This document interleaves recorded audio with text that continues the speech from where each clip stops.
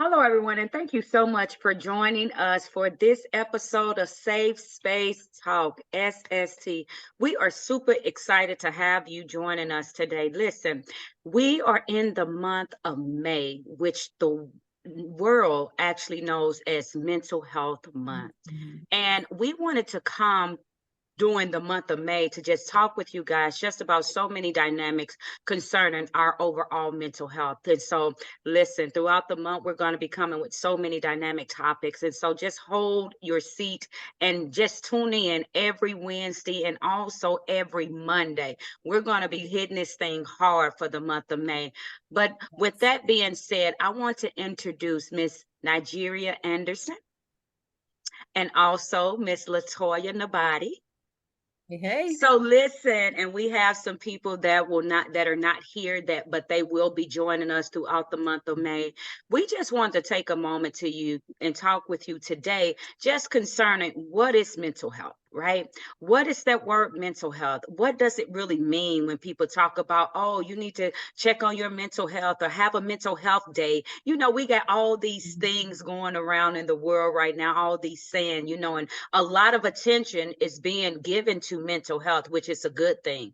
But for some people, they don't even understand the dynamics on what mental health really is and why it's important for us to even take care of our mental health. And so today we're just going to lay just a little bit of foundation, right, concerning what mental health is. And even not only that, some things that we can do in order to just come to a place where we learn how to govern our overall mental health. And so, with that being said, I'm going to turn this over to Latoya. All right, Latoya, go ahead. Well, good evening, good morning, good afternoon, good night, wherever you are in the world. Thank you for joining us and we welcome you. And so this month, this subject is near and dear to my heart, as some of you may know, and then some of you may not know. I am a psychiatric nurse practitioner. And so this topic is such a personal topic because not only do I practice in mental health, but I've also overcome mental health issues myself. People in my family have struggled with mental illnesses or mental health disorders. And so we just want to do our part in bringing awareness to it and to different aspects of mental illnesses. And so, as Dr. Sharmi said, we're just going to dive into various topics throughout the month, but today we just want to discuss just the overall mental health crisis and burden on the world. And so the mental health disorders that we're going to be talking about and that we want to bring attention to range from anything from ADHD to dementia to alcohol dependence, depressive disorders, anxiety, schizophrenia, and other psychotic disorders. Also, we want to be bringing awareness to eating disorders as well. And so when we think about the burden of mental health, right, it is estimated that 57.8 million adults in America alone struggle with some type of mental illness or mental health disorder. So that is 1 in 5 adults. So if wherever you are, if there are 5 people in the room, chances are 1 in 5 may have a mental health disorder. And so when we talk about mental health or mental illnesses, we look at 2 categories, just AMI or any mental illness, or SMI, which is a serious mental illness, like for instance, schizophrenia. And so, of course, the serious mental illness is going to be more of an economic burden. It's going to cause a disruption in people's lives. So many people will be disabled, won't be able to work, and may not be able to provide for themselves. And so the prevalence of any mental illness and among like genders, right? Among male and female, 27.2% female, 18.1% of males struggle with a mental illness. And so we look at young adults, right? So these are people ages 18 to 25. 31% of the 37.7%, I'm sorry, struggle with any mental illness. So if you look at that, that's like a third, 33.7%. It's like a third of that population who struggle with mental illness. That's a lot of people. And then if you look at the young adults between the ages of 26 and 49, the burden is 28%. And then ages 50 and older would be more like 15%. And so the burden is also on our adolescents. I'm not sure if you have noticed, but there are more and more young people committed suicide. There are more and more young people who are in fights at school. There are more and more young people bullying other people, school shootings, all these things are going on. But it's estimated in 2021 that 49.5% of adolescents had a mental health disorder. That's alarming, right? Nearly 50% of our adolescents struggle with a mental health disorder. So we are definitely in a mental health crisis in the United States, but we can't just leave it at the United States. We have to look at the world, right? Globally, almost 1 billion people worldwide suffer from a mental health disorder. Yeah. 1 billion people. Can you fathom that 1 billion people are struggling with a mental health disorder? And anxiety and depression, right, costs the US $1 trillion a year. It's a lot. So the burden of mental health, it goes far beyond what people see every day, right? When we struggle with these disorders, we think that we're the only one sometimes. Yeah. Sometimes we feel like, how we're going to be able to get out of this. Sometimes we feel like there's no hope, because oftentimes we have to deal with the fact that there is not a lot of access to care. I've taken care of patients who have waited 7 months to see me. And so it's no wonder that we have things like the school shootings. It's no wonder that we have, all these teens dealing with not wanting to go to school. And so you've got people, children dropping out of school, not going to school. So it's no wonder people are quitting their jobs. It's no wonder that people are going to work and just as we used to say, going postal. People are not able to even get in to be seen to address the mental health issues that they have. And so we wanted to be able to bring all these numbers to you just so that you can have something to show you how serious mental health or mental health disorder, how serious it is and what it causes for the nation and what it may cause for families. Yeah, LaToya, you hit on so many wonderful things. And the key word that I heard while you were speaking was disruption. Now, for most of you guys who aren't familiar with my testimony, is overcoming PTSD, which there's some shows back that we talked about triggers, stress, anxiety. Always feel free to revisit our previous videos. But disrupted. PTSD disrupted my life. I was fine, and then I wasn't. And it I try to remember what was going on in my life before it hit me where I needed to go to therapy, and I knew I had to see somebody. Now, what's special is I have a background history of working for a 48-bed mental health facility as a program director, assistant program director. So the joke was never become your patient. And so I cried because I was like, oh my God, I'm my patient, right? And I was shocked and alarmed. So I'm gonna talk to people who are professional and educated. I'm well educated. I'm a professional. I'm a business person. And I was shocked and appalled that my mind had escaped me, because that's how it felt. I felt like I had no control over my thoughts, my actions, my ability to do my daily living skills. I had a joke with a friend. I was like, I'm gonna call you when I take a shower. If I don't call you, call me to tell me to take a shower. Like, this is how bad this was for me, and I'm gonna always be transparent, because the goal here at SST, Safe Space Talks, is to help you know, 1, you're not alone, and 2, you can be victorious, and 3, to help identify some of the signs, because your body is going to tell you you're in trouble. Mm-hmm. And you cannot ignore those signs.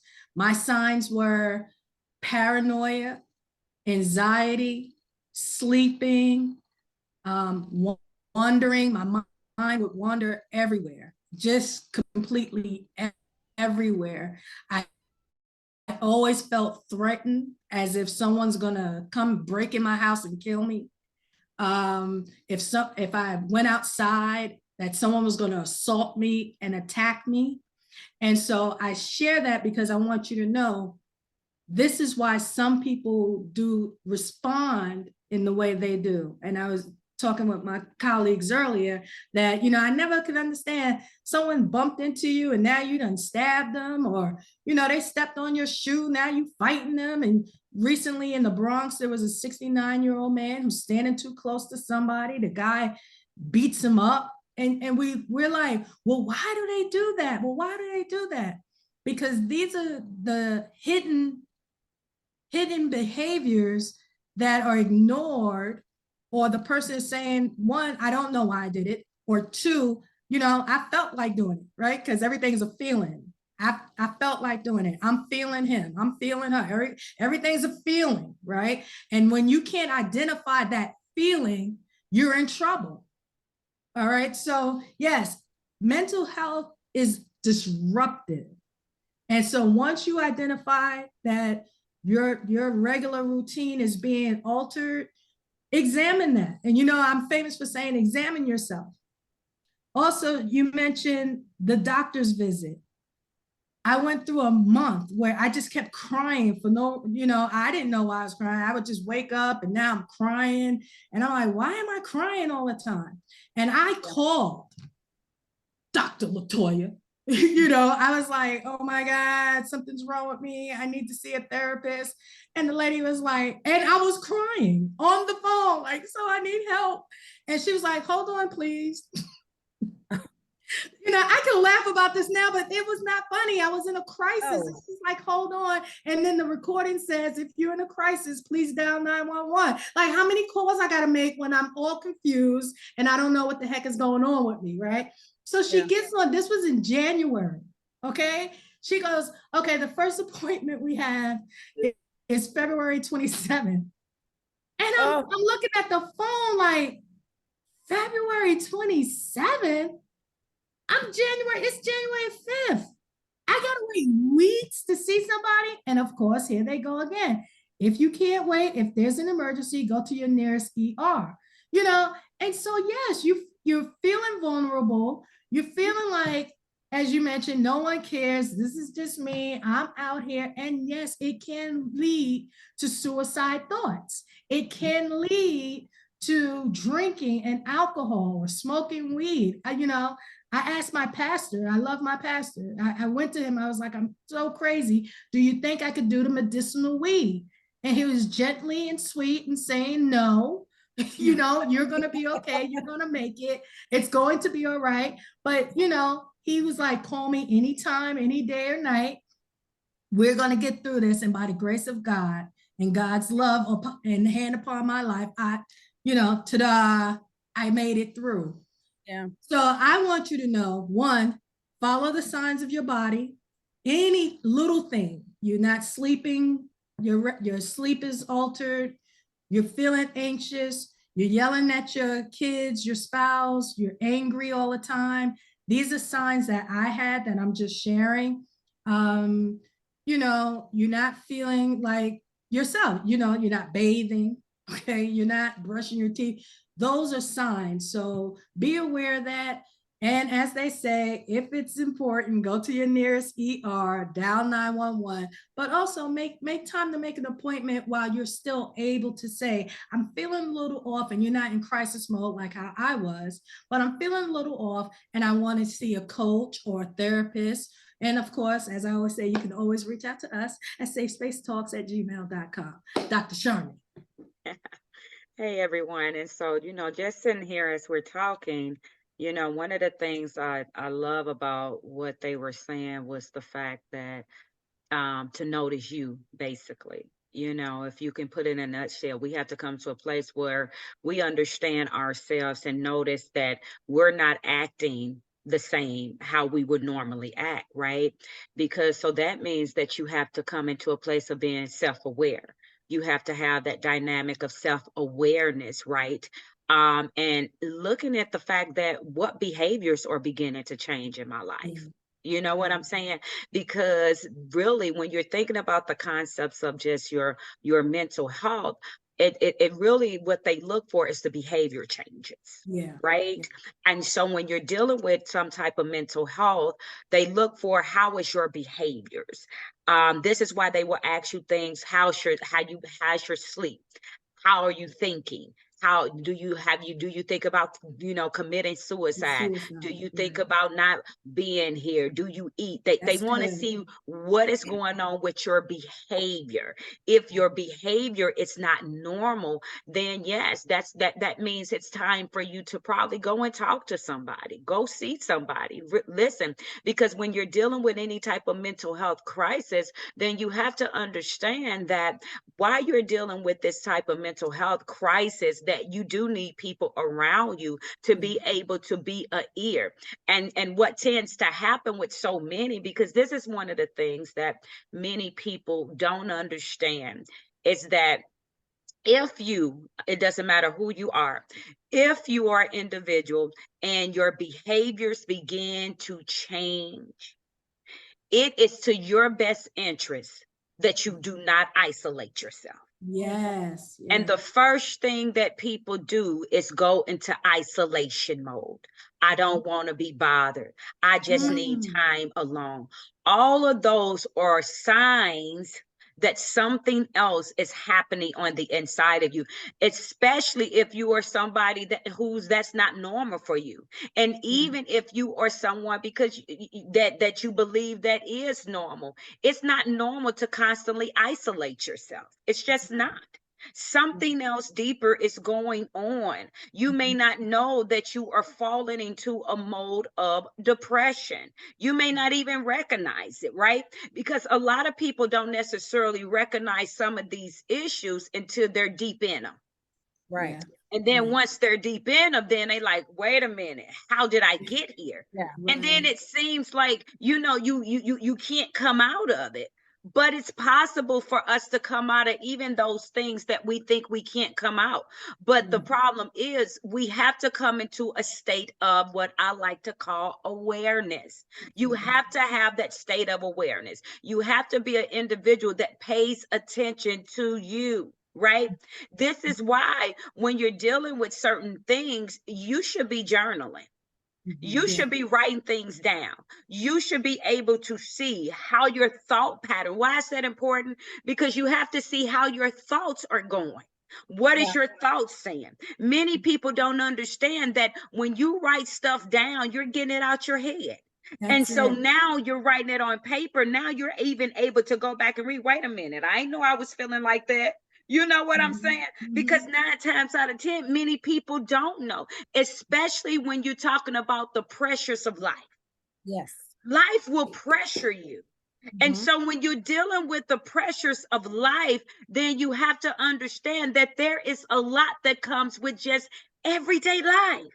Yeah. I mean, Dr. Latoya, everyday life. Mhm. So many different things come with just trying to process through Mhm. life, and life can become overwhelming. So we dare not sit on here and tell you, oh, it's not overwhelming.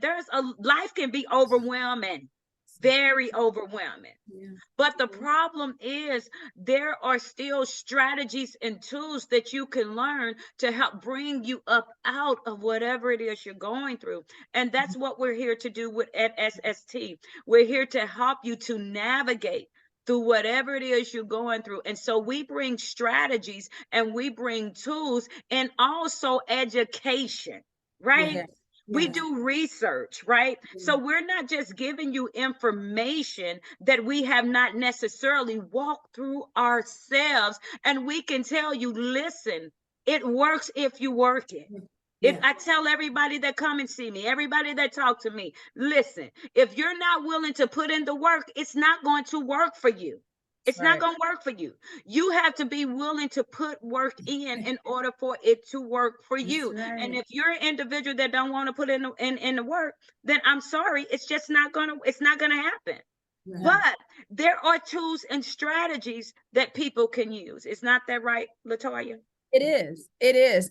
And one of the things that you talked about is being aware of your own behaviors and the changes, but also pay attention to what others are saying, because sometimes Oh, that's good. it could be so subtle, right? And you can be in it so much that you don't even realize that you've shifted or you changed, but other people can say, you know what, you've been real moody, or why do you keep going off on me? Why do you keep reacting like that? Every time I say something, you got to go off, or I noticed that you've been to yourself a lot more. I noticed that you're not conversing the way that you used to, or I notice when you come home you go straight in the room, you don't come down, you don't have dinner with us. Like sometimes our families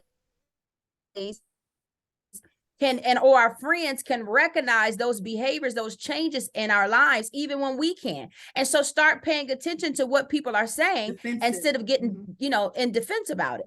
Because sometimes we like, I ain't do. Yeah, you are. Yes, you are. They not lying. You're going off on people, Right. And we don't want to believe that about ourselves. But chances are people are not lying about what we're doing. And then too, if you can recognize it at that time, it will keep you from going into a crisis, because a crisis just doesn't happen overnight.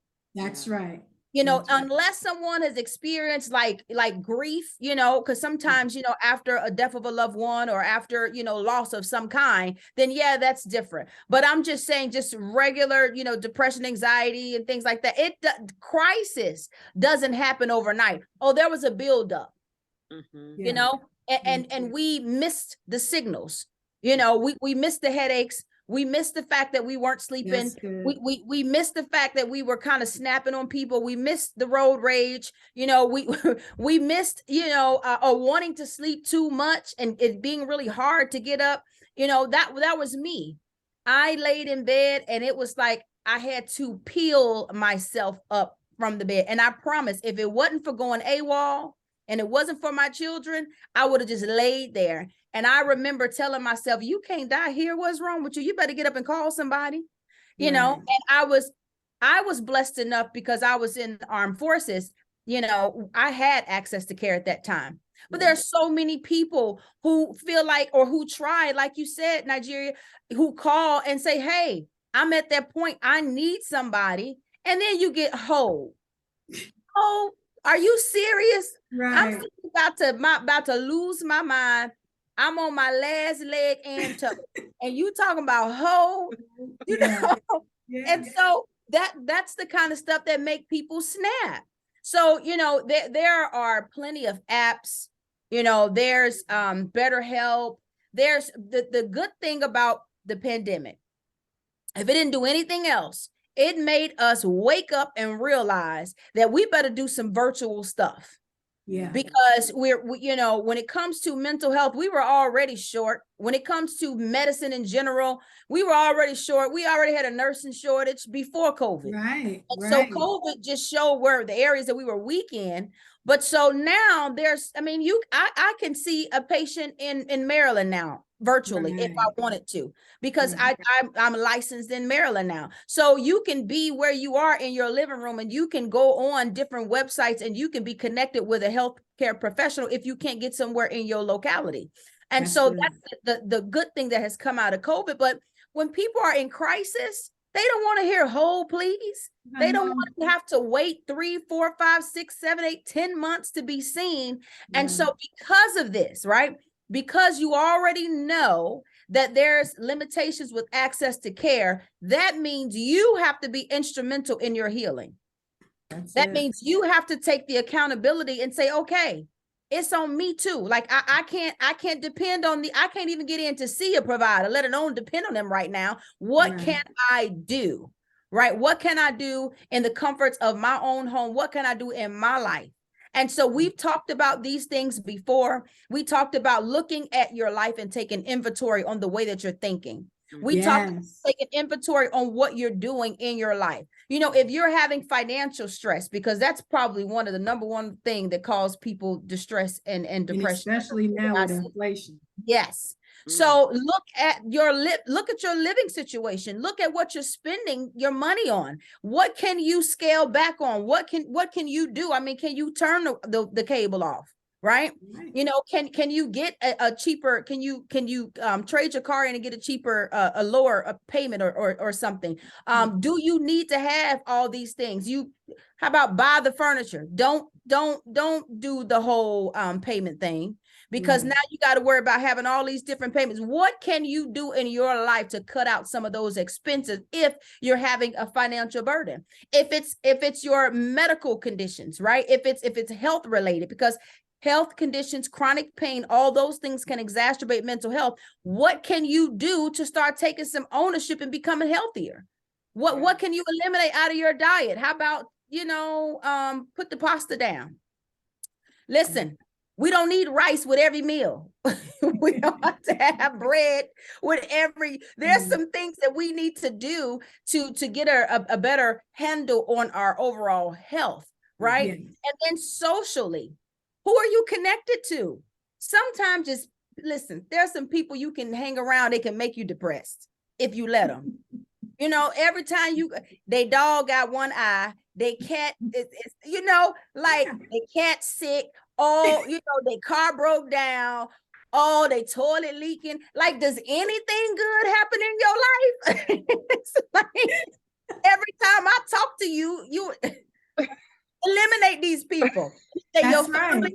Tell them you love them and you'll talk to them later. Right. So you got to look at those things. Sometimes we're in abusive relationships. You're in an abusive and oppressive relationship, get out. Right. And get out safely, get out. But there are some things that you can do in your own life. Exercise, right? We just talked about mindfulness and meditation. These are all things you can begin to do in your life to be able to start bringing some change until you can see a provider. That's right. That's right. And another thing, don't be ashamed.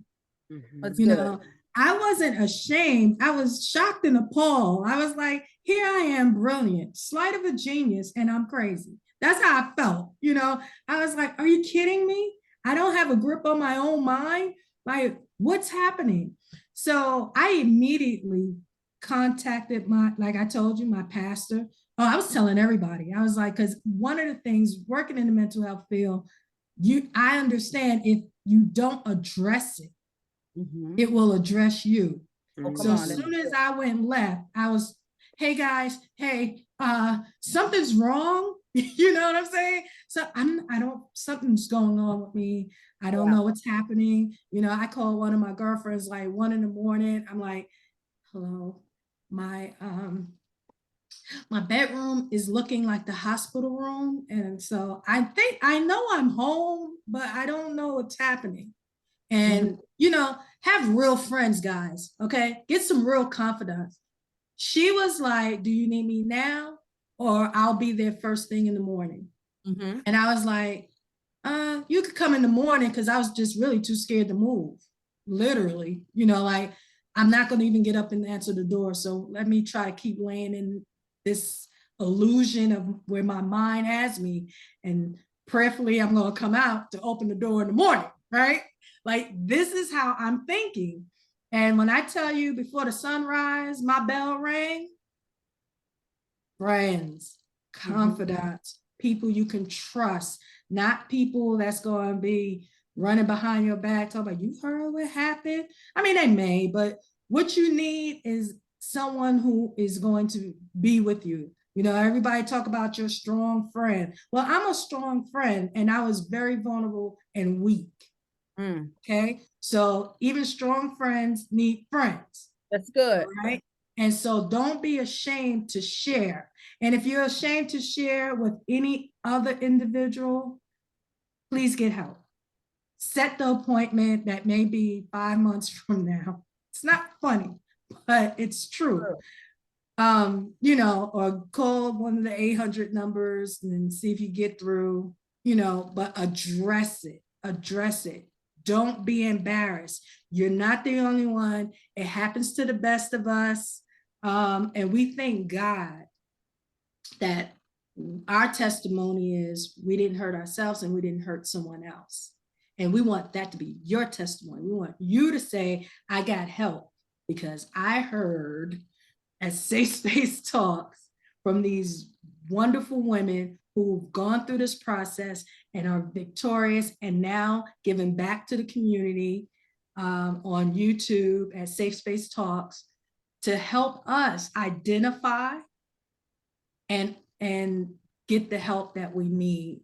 So that's one thing. And I feel that with as Black people, you know, because I want everyone to stop saying that, you know, Black people, we ain't getting help. We not doing this. I believe, you know, we've come to the realization that, yes, there's been some traumas in our lives. You know, people have been molested. People have been in domestic violence.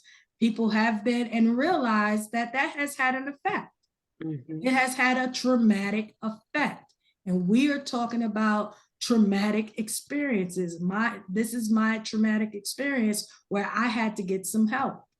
And I'm telling you, I personally apply everything. I practice what I teach.